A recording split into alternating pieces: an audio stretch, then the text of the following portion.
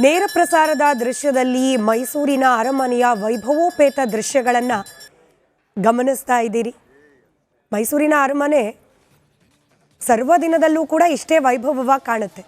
ಆದರೆ ದಸರಾ ಹಬ್ಬ ಅನ್ನೋ ಕಾರಣಕ್ಕೆ ಅದು ಮತ್ತಷ್ಟು ಮೆರುಗನ್ನು ಪಡ್ಕೊಳ್ತಾ ಇರೋದು. ನೀವೀಗೇನು ಕಲ್ಯಾಣ ತೊಟ್ಟಿಯ ದೃಶ್ಯಗಳನ್ನು ಗಮನಿಸ್ತಾ ಇದ್ದೀರಿ.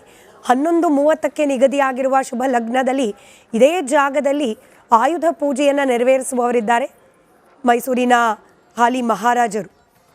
ಇನ್ನು ನಾಳೆ ವಿಜಯದಶಮಿಯ ದಿನ ಅದೇ ಜಾಗದಲ್ಲಿ ಕಲ್ಯಾಣ ತೊಟ್ಟಿ ಜಾಗದಲ್ಲೇ ಜಗಜ್ಜಟ್ಟಿ ಕಾಳಗ ಕೂಡ ನಡೆಯುತ್ತೆ.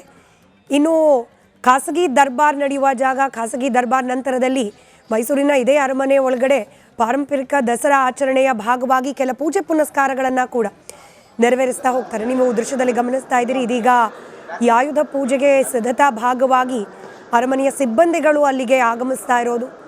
ಮಹಾರಾಜರು ಬರ್ಲಿಕ್ಕೆ ಮುಂಚೆ ಆಗಬೇಕಾದ ಕೆಲ ಪೂರ್ವ ಸಿದ್ಧತೆಗಳನ್ನು ನೆರವೇರಿಸ್ಕೊಂಡು ಹೋಗ್ತಾ ಇದ್ದಾರೆ. ಅದರ ದೃಶ್ಯವನ್ನು ನೇರ ಪ್ರಸಾರದಲ್ಲಿ ಗಮನಿಸ್ತಾ ಇದ್ದೀರಿ. ಇನ್ನು ನಮ್ಮ ಜೊತೆಯಲ್ಲಿ ಜೈನ್ ಯೂನಿವರ್ಸಿಟಿಯ ಪ್ರಾಧ್ಯಾಪಕರಾದ ಭಾರ್ಗವಿ ಹೆಮ್ಮಿಗೆ ಅವರಿದ್ದಾರೆ. ನೀವು ವಿವರಿಸ್ತಾ ಇದ್ರಿ, ಹಾಗೆ ನಾವು ಕೂಡ ದೃಶ್ಯದಲ್ಲಿ ಗಮನಿಸ್ತಾ ಇದ್ದೀವಿ ಮೈಸೂರಿನ ದಸರಾದ ಸಂಭ್ರಮ.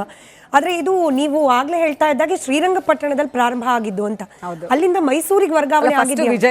ವಿಜಯನಗರದ ಬಿಡಿ ಅದು ತುಂಬಾ ಪ್ರಾಚೀನ ಅಂತ ಅನ್ಕೊಂಡ್ರೆ, ಆಮೇಲೆ ನಮ್ಮ ಕೌಂಟಿಗೆ ಬರೋದು ಮಹಾರಾಜರ ಪರಂಪರೆಯಲ್ಲಿ 25 ದೊರೆಗಳು ಮೈಸೂರನ್ನ ಆಳಿದ್ರು, ಈಗಿನವ್ರನ್ನು ಸೇರಿ. ಸೊ ಅದು ಶುರುವಾಗಿದ್ದನ್ನ ನಾವು ರಾಜ ಒಡೆಯರ್ಗೆ ಲೆಕ್ಕ ತಗೊಂಡ್ರೆ 1610 ಅದು ಶ್ರೀರಂಗಪಟ್ಟಣದಲ್ಲಿ ಶುರುವಾಗುತ್ತೆ ದಸರಾ ಆಚರಣೆ. ನಿಮ್ ಪ್ರಶ್ನೆ ಏನು? ಅದೇ ಅಲ್ಲಿಂದ ಹೇಗೆ ವರ್ಗ ಆಯ್ತು ಮೈಸೂರಿಗೆ?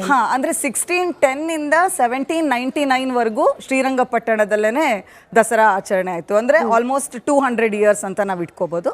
ಅದ ನಂತರ ಮೈಸೂರಿಗೆ ಮುಮ್ಮಡಿ ಕೃಷ್ಣರಾಜ ಒಡೆಯರು, ಅವರು ಇನ್ನೂ 5 ವರ್ಷದ ಬಾಲಕ, ಅವರ ಅಜ್ಜಿ ಲಕ್ಷಮ್ಮಣ್ಣಿ ಅವರು ಒಂದು ನೇತೃತ್ವದಲ್ಲಿ ಅವರು ಮೈಸೂರಿಗೆ ಬರ್ತಾರೆ. ಅವಾಗೆಲ್ಲ ಮೈಸೂರಿಗೆ ಬಂದಾಗ ಆಮೇಲೆ ಮೈಸೂರಿಗೆ ವರ್ಗಾವಣೆ ಆಯಿತು. ಸೊ 200 ವರ್ಷಗಳ ಕಾಲ ದಸರಾ ವೈಭವ ಶ್ರೀರಂಗಪಟ್ಟಣನೇ, ಅಲ್ಲಿದೆ ಮೈಸೂರದು ರಾಜಧಾನಿ, ಅದೇನೆ ಕರ್ನಾಟಕ, ಅಂದ್ರೆ ಈಗಿನ ಕರ್ನಾಟಕ, ಆಗಿನ ಮೈಸೂರು ರಾಜ್ಯದ ರಾಜಧಾನಿ ಶ್ರೀರಂಗಪಟ್ಟಣ. ಸೊ ಶ್ರೀರಂಗಪಟ್ಟಣದಲ್ಲಿ 200 ವರ್ಷ ಆಯಿತು. ಅಂದ್ರೆ 1610ರಿಂದ 1799ರವರೆಗೆ ಶ್ರೀರಂಗಪಟ್ಟಣದಲ್ಲಿ ದಸರಾ ಆಚರಣೆ ನಡೆಯಿತು ಅಂತ. ಇವಾಗ ಎನಿವೆ ನಾವು ಮೈಸೂರಿನ ದಸರಾದ ದೃಶ್ಯಗಳನ್ನ ಗಮನಿಸ್ತಾ ಇದ್ವಿ, ಆದ್ರೆ ಶ್ರೀರಂಗಪಟ್ಟಣದಲ್ಲಿ ಹೇಗೆ ನಡೀತಿತ್ತು ಅನ್ನೋದು ಒಂದು ಕುತೂಹಲ ಇರುತ್ತೆ.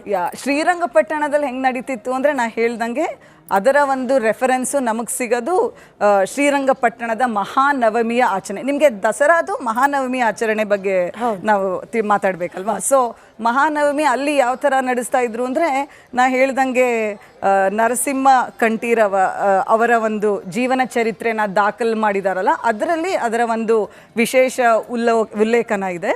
ಅದರಲ್ಲಿ ಹೇಳ್ತಾರೆ, ಕಂಠೀರವನು ಆಚರಿಸುತ್ತಿದ್ದ ಮಹಾನವಮಿಯ ಆಚರಣೆಯು ವಿಶೇಷವಾಗಿರುತ್ತಿತ್ತು. ಅಂದು ಚಂಡಿಕೆ ನವಲಕ್ಷ್ಮಿ ಪೂಜೆಗೆ ಜೋಯಿಸರು ಶುಭ ಲಗ್ನವನ್ನು ನಿರ್ಧರಿಸುತ್ತಿದ್ದರು. ಪೂಜೆಗಾಗಿ ಅರಮನೆಯಲ್ಲಿ ಚಿತ್ರ ಸುಂದರ ಶಾಲೆಯನ್ನು ಸಿಂಗರಿಸ್ತಾ ಇದ್ರು. ಅಂದ್ರೆ ಹೆಂಗೆ ನಾವೆಲ್ಲ ಈ ಡೆಕೋರೇಷನ್ ಮಾಡ್ತಿದ್ವಲ್ಲ, ಹಂಗೆ ಅಲ್ಲೂನು ಎಲ್ಲ ಸಿಂಗಾರ ಮಾಡ್ತಾ ಇದ್ರು. ಪನ್ನೀರು ಚಿಮುಕಿಸಿ ಮುತ್ತಿನ ರಂಗವಲ್ಲಿಗಳು, ನೋಡಿ ನಾವು ರಂಗೋಲಿ ಹಾಕ್ತಿವಲ್ಲ, ಆಗಿನ ಪದ್ಧತಿನ ಹೆಂಗೆ ಮುತ್ತಿನ ರಂಗವಲ್ಲಿ ಹಾಕ್ತಾ ಇದ್ರಂತೆ. ಮುತ್ತಿನ ರಂಗವಲ್ಲಿಯನ್ನು ಹಾಕಿ ಕೆಂಪು ಬಣ್ಣದಿಂದ ಅಲಂಕರಿಸುತ್ತಿದ್ದರು. ಹವಳದ ಕುಚ್ಚು, ಮುತ್ತಿನ ಸಾಲುಗೊಂಚು, ನವರತ್ನದ ಬಣ್ಣದಿಂದ ಅಲಂಕರಿಸುತ್ತಿದ್ದರು. ಬಂಗಾರದ ಮೇಲುಗಟ್ಟಲುಗಳ ಅಲಂಕಾರ, ಹೀಗೆ ನಾನಾ ಬಗೆಯ ಫಲವಸ್ತ್ರಗಳು, ನಾನಾ ವಿಧೆಯ ಹೂಮಾಲೆಗಳು, ಇವುಗಳಿಂದ ಆಯುಧ ಪೂಜೆಯ ಮಂಟಪವನ್ನು ಚಲುವನಂತೆ ಕಾಣುವ ಹಾಗೆ ಶೃಂಗಾರಿಸುತ್ತಿದ್ದರು ಅಂತ ಕವಿ ವರ್ಣನೆ ಮಾಡ್ತಾನೆ. ಅಂದ್ರೆ ಆ ಮಂಟಪನೇ ಹೆಂಗೆ ಒಂದು ವಿಶೇಷವಾಗಿ ಅಲಂಕಾರ ಮಾಡ್ತಾ ಇದ್ರು ಅಂತ ಅಂದ್ಬಿಟ್ಟು. ಅಂದ್ರೆ ವೈಭವ ಅಂದ್ರೆ ಏನು ಅನ್ನೋದ್ರ ವಿವರಣೆ ಬಹುಶಃ ಇದು ನಾವು ಕಲ್ಪನೆ ಮಾಡ್ಕೊಂಡ್ರೆ ಗೊತ್ತಾಗುತ್ತೆ ಅಂತ. ಹೌದು, ಬಹಳ ಇಂಟ್ರೆಸ್ಟಿಂಗ್ ಇದೆ. ಇದ್ರ ಬಗ್ಗೆ ಮತ್ತಷ್ಟು ತಿಳ್ಕೊಳ್ಳೋ ಕುತೂಹಲ ಇದೆ. ಒಂದು ಚಿಕ್ಕ ಬ್ರೇಕ್ ಹೋಗೋ ಸಮಯ. ಬ್ರೇಕಿಂದ ಬಂದ ನಂತರದಲ್ಲಿ ಈ ದಸರಾ ಪರಂಪರೆ ಹಾಗೆ ಈಗ ನಡೀತಾ ಇರುವ ದಸರಾ ಆಚರಣೆ, ಇದರ ಮತ್ತಷ್ಟು ಅಪ್ಡೇಟ್ಸ್ ಅನ್ನ ನಿಮ್ಮ ಮುಂದೆ ಇಡ್ತಾ ಹೋಗ್ತೀವಿ.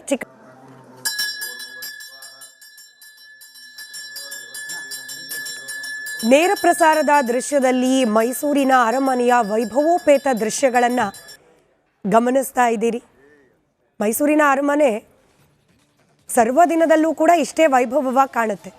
ಆದರೆ ದಸರಾ ಹಬ್ಬ ಅನ್ನೋ ಕಾರಣಕ್ಕೆ ಅದು ಮತ್ತಷ್ಟು ಮೆರುಗನ್ನು ಪಡ್ಕೊಳ್ತಾ ಇರೋದು. ನೀವೀಗೇನು ಕಲ್ಯಾಣ ತೊಟ್ಟಿಯ ದೃಶ್ಯಗಳನ್ನು ಗಮನಿಸ್ತಾ ಇದ್ದೀರಿ.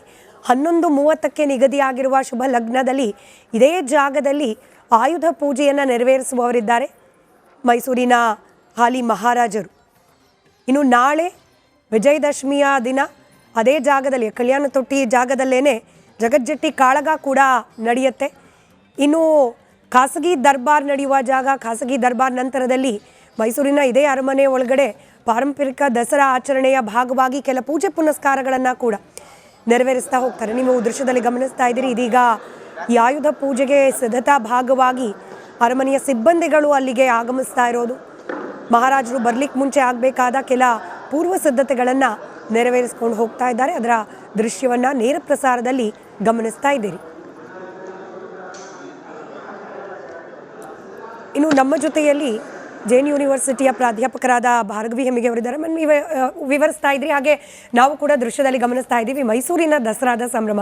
ಆದರೆ ಇದು ನೀವು ಆಗ್ಲೇ ಹೇಳ್ತಾ ಇದ್ದಾಗೆ ಶ್ರೀರಂಗಪಟ್ಟಣದಲ್ಲಿ ಪ್ರಾರಂಭ ಆಗಿದ್ದು ಅಂತ, ಅಲ್ಲಿಂದ ಮೈಸೂರಿಗೆ ವರ್ಗಾವಣೆ ಆಗಿದ್ದು ವಿಜಯನಗರದ ಬಿಡಿ, ಅದು ತುಂಬಾ ಪ್ರಾಚೀನ ಅಂತ ಅನ್ಕೊಂಡ್ರೆ, ಆಮೇಲೆ ನಮ್ಮ ಕೌಂಟಿಗೆ ಬರೋದು ಮಹಾರಾಜರ ಪರಂಪರೆಯಲ್ಲಿ 25 ದೊರೆಗಳು ಮೈಸೂರನ್ನ ಆಳಿದ್ರು, ಈಗಿನವ್ರನ್ನು ಸೇರಿ.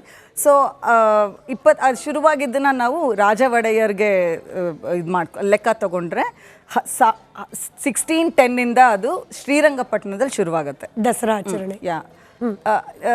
ನಿಮ್ಮ ಪ್ರಶ್ನೆ ಏನು? ಅದೇ ಅಲ್ಲಿಂದ ಹೇಗೆ ವರ್ಗ ಆಯಿತು ಮೈಸೂರಿಗೆ? ಅಂದ್ರೆ 1610 1799 ವರೆಗೂ ಶ್ರೀರಂಗಪಟ್ಟಣದಲ್ಲೇನೆ ದಸರಾ ಆಚರಣೆ ಆಯ್ತು. ಅಂದ್ರೆ ಆಲ್ಮೋಸ್ಟ್ 200 ಇಯರ್ಸ್ ಅಂತ ನಾವು ಇಟ್ಕೋಬಹುದು. ಅದ ನಂತರ ಮೈಸೂರಿಗೆ ಮುಮ್ಮಡಿ ಕೃಷ್ಣರಾಜ ಒಡೆಯರು, ಅವರು ಇನ್ನೂ 5 ವರ್ಷದ ಬಾಲಕ, ಅವರ ಅಜ್ಜಿ ಲಕ್ಷಮ್ಮಣ್ಣಿ ಅವರು ಒಂದು ನೇತೃತ್ವದಲ್ಲಿ ಅವರು ಮೈಸೂರಿಗೆ ಬರ್ತಾರೆ. ಅವಾಗೆಲ್ಲ ಮೈಸೂರಿಗೆ ಬಂದಾಗ ಆಮೇಲೆ ಮೈಸೂರಿಗೆ ವರ್ಗಾವಣೆ ಆಯಿತು. ಸೊ 200 ವರ್ಷಗಳ ಕಾಲ ದಸರಾ ವೈಭವ ಶ್ರೀರಂಗಪಟ್ಟಣನೇ, ಅಲ್ಲಿದೆ ಮೈಸೂರದು ರಾಜಧಾನಿ, ಅದೇನೆ ಕರ್ನಾಟಕ, ಅಂದ್ರೆ ಈಗಿನ ಕರ್ನಾಟಕ, ಆಗಿನ ಮೈಸೂರು ರಾಜ್ಯದ ರಾಜಧಾನಿ ಶ್ರೀರಂಗಪಟ್ಟಣ. ಸೊ ಶ್ರೀರಂಗಪಟ್ಟಣದಲ್ಲಿ 200 ವರ್ಷ ಆಯಿತು. ಅಂದ್ರೆ 1610ರಿಂದ 1799ರವರೆಗೆ ಶ್ರೀರಂಗಪಟ್ಟಣದಲ್ಲಿ ದಸರಾ ಆಚರಣೆ ನಡೆಯಿತು ಅಂತ. ಇವಾಗ ಎನಿವೆ ನಾವು ಮೈಸೂರಿನ ದಸರಾದ ದೃಶ್ಯಗಳನ್ನ ಗಮನಿಸ್ತಾ ಇದ್ವಿ, ಆದ್ರೆ ಶ್ರೀರಂಗಪಟ್ಟಣದಲ್ಲಿ ಹೇಗೆ ನಡೀತಿತ್ತು ಅನ್ನೋದು ಒಂದು ಕುತೂಹಲ ಇರುತ್ತೆ. ಶ್ರೀರಂಗಪಟ್ಟಣದಲ್ಲಿ ಹೆಂಗೆ ನಡೀತಿತ್ತು ಅಂದ್ರೆ, ನಾ ಹೇಳ್ದಂಗೆ ಅದರ ಒಂದು ರೆಫರೆನ್ಸು ನಮಗೆ ಸಿಗೋದು ಶ್ರೀರಂಗಪಟ್ಟಣದ ಮಹಾನವಮಿಯ ಆಚರಣೆ. ನಿಮಗೆ ದಸರಾದು ಮಹಾನವಮಿ ಆಚರಣೆ ಬಗ್ಗೆ ನಾವು ಮಾತಾಡ್ಬೇಕಲ್ವಾ? ಸೊ ಮಹಾನವಮಿ ಅಲ್ಲಿ ಯಾವ ಥರ ನಡೆಸ್ತಾ ಇದ್ರು ಅಂದರೆ, ನಾ ಹೇಳ್ದಂಗೆ ನರಸಿಂಹ ಕಂಠೀರವ ಅವರ ಒಂದು ಜೀವನ ಚರಿತ್ರೆನ ದಾಖಲು ಮಾಡಿದಾರಲ್ಲ, ಅದರಲ್ಲಿ ಅದರ ಒಂದು ವಿಶೇಷ ಉಲ್ಲೇಖನ ಇದೆ. ಅದರಲ್ಲಿ ಹೇಳ್ತಾರೆ, ಕಂಠೀರವನು ಆಚರಿಸುತ್ತಿದ್ದ ಮಹಾನವಮಿಯ ಆಚರಣೆಯು ವಿಶೇಷವಾಗಿರುತ್ತಿತ್ತು. ಅಂದು ಚಂಡಿಕೆ ನವಲಕ್ಷ್ಮಿ ಪೂಜೆಗೆ ಜೋಯಿಸರು ಶುಭ ಲಗ್ನವನ್ನು ನಿರ್ಧರಿಸುತ್ತಿದ್ದರು. ಪೂಜೆಗಾಗಿ ಅರಮನೆಯಲ್ಲಿ ಚಿತ್ರ ಸುಂದರ ಶಾಲೆಯನ್ನು ಸಿಂಗರಿಸ್ತಾ ಇದ್ರು. ಅಂದ್ರೆ ಹೆಂಗೆ ನಾವೆಲ್ಲ ಈ ಡೆಕೋರೇಷನ್ ಮಾಡ್ತಿದ್ವಲ್ಲ, ಹಂಗೆ ಅಲ್ಲೂನು ಎಲ್ಲ ಸಿಂಗಾರ ಮಾಡ್ತಾ ಇದ್ರು. ಪನ್ನೀರು ಚಿಮುಕಿಸಿ ಮುತ್ತಿನ ರಂಗವಲ್ಲಿಗಳು, ನೋಡಿ ನಾವು ರಂಗೋಲಿ ಹಾಕ್ತೀವಲ್ಲ, ಆಗಿನ ಪದ್ಧತಿನ ಹೆಂಗೆ ಮುತ್ತಿನ ರಂಗವಲ್ಲಿ ಹಾಕ್ತಾ ಇದ್ರಂತೆ. ಮುತ್ತಿನ ರಂಗವಲ್ಲಿಯನ್ನು ಹಾಕಿ ಕೆಂಪು ಬಣ್ಣದಿಂದ ಅಲಂಕರಿಸುತ್ತಿದ್ದರು. ಹವಳದ ಕುಚ್ಚು, ಮುತ್ತಿನ ಸಾಲುಗೊಂಚು, ನವರತ್ನದ ಬಣ್ಣದಿಂದ ಅಲಂಕರಿಸುತ್ತಿದ್ದರು. ಬಂಗಾರದ ಮೇಲುಗಟ್ಟಲುಗಳ ಅಲಂಕಾರ, ಹೀಗೆ ನಾನಾ ಬಗೆಯ ಫಲವಸ್ತ್ರಗಳು, ನಾನಾ ವಿಧೆಯ ಹೂಮಾಲೆಗಳು, ಇವುಗಳಿಂದ ಆಯುಧ ಪೂಜೆಯ ಮಂಟಪವನ್ನು ಚಲುವನಂತೆ ಕಾಣುವ ಹಾಗೆ ಶೃಂಗಾರಿಸುತ್ತಿದ್ದರು ಅಂತ ಕವಿ ವರ್ಣನೆ ಮಾಡ್ತಾನೆ. ಅಂದ್ರೆ ಆ ಮಂಟಪನೇ ಹೆಂಗೆ ಒಂದು ವಿಶೇಷವಾಗಿ ಅಲಂಕಾರ ಮಾಡ್ತಾ ಇದ್ರು ಅಂತ ಅಂದ್ಬಿಟ್ಟು. ಅಂದ್ರೆ ವೈಭವ ಅಂದ್ರೆ ಏನು ಅನ್ನೋದ್ರ ವಿವರಣೆ ಬಹುಶಃ ಇದು ನಾವು ಕಲ್ಪನೆ ಮಾಡ್ಕೊಂಡ್ರೆ ಗೊತ್ತಾಗುತ್ತೆ ಅಂತ. ಹೌದು, ಬಹಳ ಇಂಟ್ರೆಸ್ಟಿಂಗ್ ಇದೆ. ಇದ್ರ ಬಗ್ಗೆ ಮತ್ತಷ್ಟು ತಿಳ್ಕೊಳ್ಳೋ ಕುತೂಹಲ ಇದೆ. ಒಂದು ಚಿಕ್ಕ ಬ್ರೇಕ್ ಹೋಗೋ ಸಮಯ. ಬ್ರೇಕಿಂದ ಬಂದ ನಂತರದಲ್ಲಿ ಈ ದಸರಾ ಪರಂಪರೆ ಹಾಗೆ ಈಗ ನಡೀತಾ ಇರುವ ದಸರಾ ಆಚರಣೆ, ಇದರ ಮತ್ತಷ್ಟು ಅಪ್ಡೇಟ್ಸ್ ಅನ್ನ ನಿಮ್ಮ ಮುಂದೆ ಇಡ್ತಾ ಹೋಗ್ತೀವಿ. ಚಿಕ್ಕ